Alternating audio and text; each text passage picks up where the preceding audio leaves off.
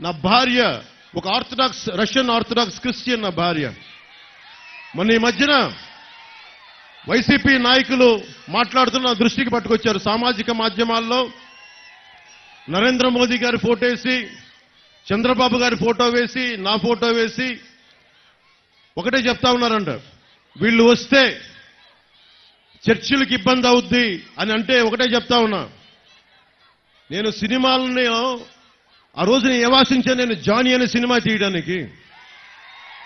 ఓట్లు పడతాయనా? లేదు. సమాజం అందరూ బాగుండాలి.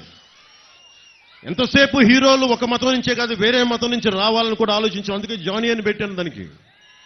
అలాంటి నేను నా బిడ్డలే, తల్లి ఆర్థడాక్స్ క్రిస్టియన్ అంటే నా బిడ్డలకి చాయిస్ ఇచ్చాను. దేవుణ్ణి మీరు ఏ రూపంలో కొలుచుకుంటారా? జీసస్ క్రైస్ట్ గా కొలుచుకుంటే సంతోషం. నేను ఎవరిని, నా బిడ్డల్ని కూడా మీరు ఏ మతంను, ఏ ధర్మాన్ని మీ గుండెల్లో వెలుగొస్తో ఆ ధర్మాన్ని పాటించమని చెప్పి అలాంటి వాడిని.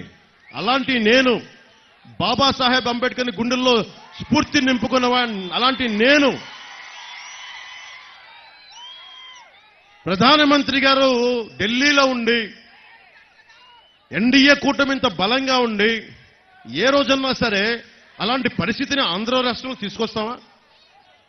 నేను అన్న సందర్భం ఒకటి చెప్తాను. ఒక చర్చికి వెళ్ళి జీసస్ క్రైస్ట్ని కొలుస్తూ ఒక చర్చికి వెళ్ళి అక్కడ హిందూ ధర్మాన్ని మీకు ప్రచారం చేయడం తప్ప కదా? మీరు చెప్పండి. ఒక మస్జిద్కి వెళ్ళి అన్యమత ప్రచారం తప్ప కదా? మీరు చెప్పండి. అలాగే ఒక తిరుమలకి వెళ్ళి అన్యమత ప్రచారం తప్పు. అలాగే మీరు అక్కడ చేయొద్దని అన్నాను తప్ప ఎప్పుడు కూడా నేను క్రిస్టియానిటీని ఖండించలేదు. గుండెల్లో పెట్టుకున్న వాడిని క్రిస్టియానిటీని.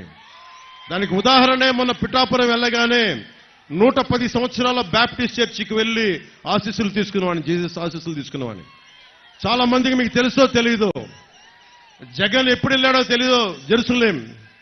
నన్ను భగవంతుడు సినిమాల్లో 2007లో నన్ను జెరూసలేం పిలిపించుకున్నాడు భగవంతుడు.